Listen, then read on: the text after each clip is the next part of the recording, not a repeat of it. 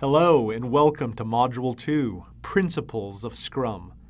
In this session, we'll discuss an important concept, collaboration in Scrum.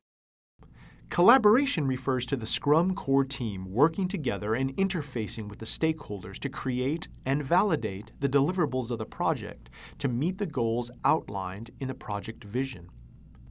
It's important to note the difference between cooperation and collaboration here. Cooperation occurs when the worked product consists of the sum of the work efforts of various people on a team. Collaboration occurs when a team works together to play off each other's inputs to produce something greater.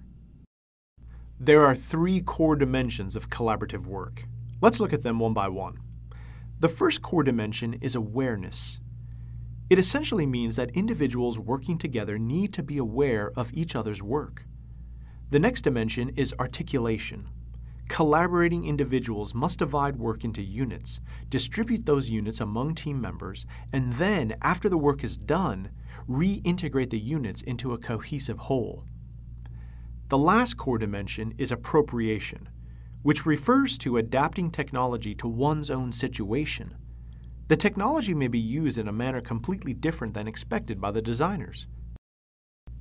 Now that we have an understanding of collaboration and its core dimensions, let's consider the key benefits of collaboration in Scrum projects. The Agile Manifesto stresses customer collaboration over contract negotiation. Thus, the Scrum framework adopts an approach in which the Scrum core team members, the product owner, Scrum Master, and Scrum team, collaborate with each other and the stakeholders to create the deliverables that provide the greatest possible value to the customer. This collaboration occurs throughout the project.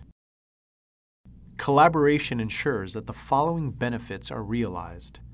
The need for bringing about changes due to poorly clarified requirements is minimized. For example, during the Create Project Vision, Develop Epics, and Create Prioritize Product Backlog processes, the product owner collaborates with stakeholders to create the project vision, epics, and prioritize product backlog, respectively. This will ensure that there's clarity among Scrum core team members on the work that's required to complete the project. The Scrum team collaborates continuously with the product owner and stakeholders through a transparent, prioritized product backlog to create the project deliverables. The processes conduct daily stand-up, groom prioritized product backlog, and retrospect sprint provide scope to the Scrum core team members to discuss what's been done and collaborate on what needs to be done. Thus, the number of change requests from the customer and rework is minimized. The second benefit is that risks are identified and dealt with efficiently.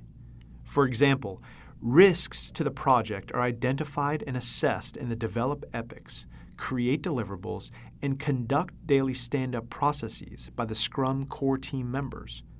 The Scrum meeting tools such as the Daily Stand-Up meeting, Sprint, Planning meeting, Prioritize Product Backlog Review meeting, and so on provide opportunities to the team to not only identify and assess risks, but also to implement risk responses to high priority risks.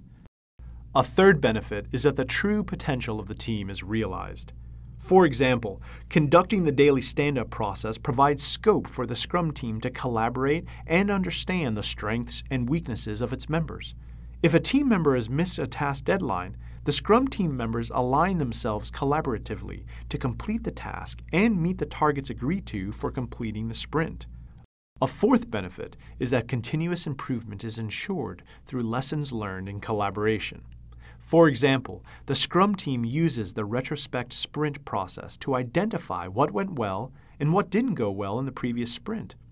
This provides opportunity to the Scrum Master to work with the team and rework and improve the team for the next scheduled sprint. This will also ensure that collaboration is even more effective in the next sprint. Pause this video if you wish to study the displayed diagram. It provides an illustration of the benefits of collaboration in Scrum projects. We'll now consider the importance of colocation in collaboration. For many of the Scrum practices, high bandwidth communication is required. To enable this, it's preferred that team members are co-located. Co-location allows both formal and informal interactions between team members. This provides the advantage of having team members always at hand for coordination, problem solving, and learning.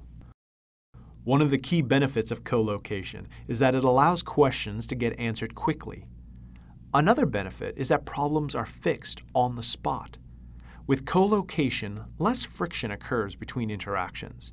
In collaborative, co-located teams, trust is gained and given more quickly.